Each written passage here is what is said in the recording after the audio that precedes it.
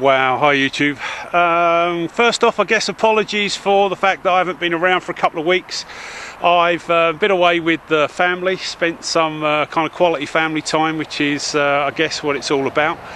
And I'm back, so I've been fortunate enough to be invited out with a couple of really good friends, and I'll introduce you to everybody in a moment, but definitely people you haven't seen before. This isn't my property or my little domain, and I don't want to really sort of rob someone else's thunder, you know. So I've been fortunate enough to be able to bring the truck right in. I've set it up for you, and I've pretty much already made myself at home, so let's just share that with you. Okay, so time from sort of arrival to set up is about 2 minutes, I suppose, and rooftop tent goes up pretty quickly, although I haven't put it up properly as yet. Still got to get up there and put the poles in it, but that's where Roach is going to be sleeping tonight.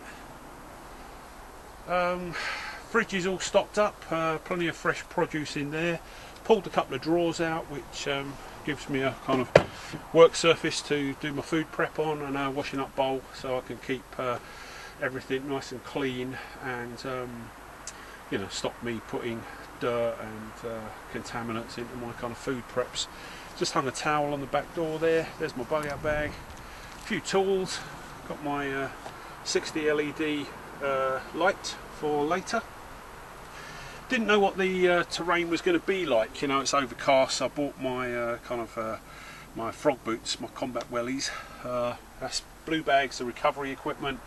Like I say, you've seen the fridge before, and there's my sort of overflow bag in the corner with sort of tomahawk, shovel, all that sort of stuff there. A couple of fire extinguishers, one on each side, another one just over there. And really, that's it set up. So this is the kind of cooking area, just hanging on the side of the truck as always. Just goes on those two hooks, literally just sort of hooks in place, and hangs on the side. Lifesaver jerry can. A little bit of bleach and a little bit of washing up liquid. Got the Peak dual fuel stove, which is absolutely brilliant. Milk, sugar and coffee. A couple of litres of long life milk. Couple of cans of lemonade, and I picked this up on the way here. I'm not quite sure what I'm going to be doing for you, but of course I'll be doing a bit of cooking. Morello cherry jam, and that I think is going to be lovely. Hanging my old apron up on the edge there, so that's my kind of kitchen. Once the rooftop tent's up and the kitchen's on, I'm open for business. About the only thing you might not have seen is the snorkel, kind of recent addition, but that's on and working brilliantly. Truck's rumbling along okay, you know, for a 20-year-old truck. I think she's doing great guns. So that's me. I'm set up. I've arrived. Let's introduce you to the other folks that are here. Ladies and gentlemen, you joined us at a beautiful dinner that I haven't had anything to do with cooking. It's very exclusive. I'm sorry you didn't get an invite, but Sandy's here. We've got Sam and Lee. And yeah, I can't even tell you where I am or what I'm doing, but needless to say, we're out, we're having a ball, steak, baked potatoes, and the peach cobbler for afters. Come and join us. Okay, so I'm here at a undisclosed location. I am a guest, so I've been asked not to give away the specific location of this little camp out, so just respecting my host's wishes. Sam has got a YouTube channel of his own. He's done some filming here on his channel, and I'll put a link to that so you can follow up his story if you're interested yourself. But he bought a little plot of land. It was 2.5 acres, and all this beautiful grassland you can see behind me was overgrown with brambles when he acquired the property and took it on. So an awful lot of work has gone on, probably about a year of good hard graft, and managed to clear the brambles. The grass has come back, and he's kind of got plans for a little sort of homestead, really. You know, I think he's going to have a sort of vegetable garden, so a little allotment. He's talking about getting some livestock. We're not a million miles away from a really well established organic farm, so maybe pigs. The plot really is divided up into thirds, so probably you know, a third or 2/3 is this open grassland you see here. Then there's an extensive piece of woodland. The road that you can hear in the background sort of slopes off at about 45 degrees, so the plot is kind of triangular. The woodland gets bigger and bigger and bigger from here on. The stream is the boundary of the property, and like I say, you know, it's free running. The thing about this stream and the farmland locally is that it's set aside for livestock, so you have to kind of purify this water source, but that's great, isn't it? You know, don't have to go too far for water. I always get a bit messy when I'm baking, so I've brought an apron out with me, hopefully keep me from ruining my shirt. Okay, here's our bowl. Got some self-raising flour.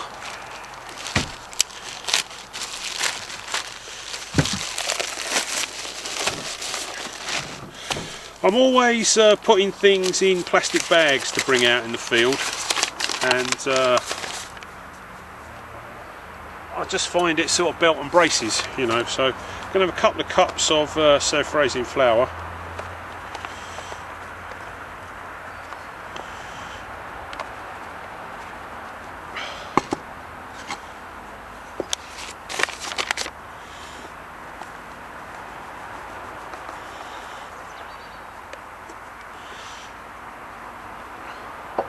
There's not a massive necessity to kind of measure everything, but with any kind of type of cooking, you know, it's always good just to have some sort of rule of thumb. At least you know what you're putting in there, sort of thing. Couple of eggs.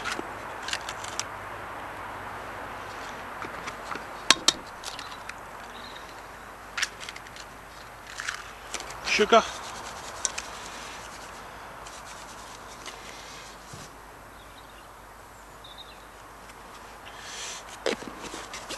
And the last thing that's going in is a bit of butter. Grab that out the fridge.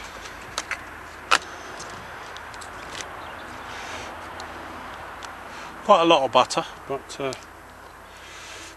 that's really the basis of your mix.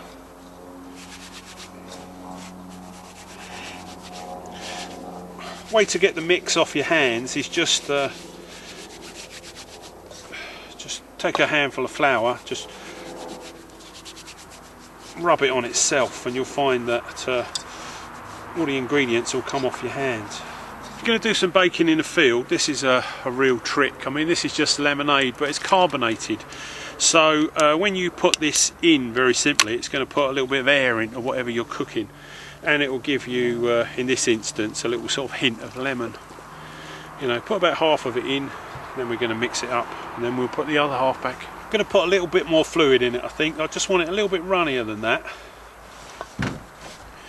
And then it's going to be kind of into the camp oven and in the embers.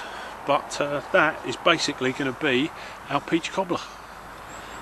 Okay, so that's our mix. I've got my tins with ring pulls, you know, again in the field. They just make quite good sense. I'm going to take some of the juice off of the halves just before we put it in. Don't want it too wet.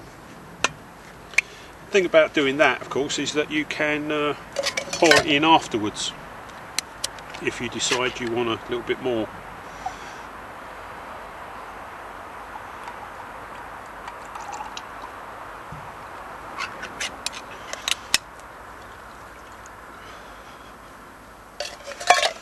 Okay, now I'm just going to turn it over and fold it in, and it's pretty much ready to go in the embers.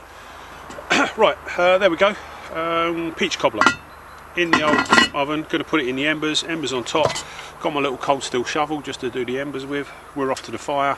Show it to you in about 35 minutes.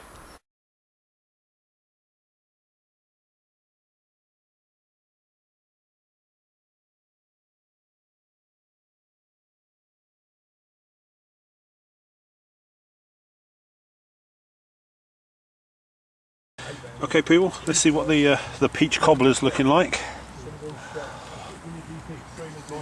Oh mate, I think that might be done. Yummy.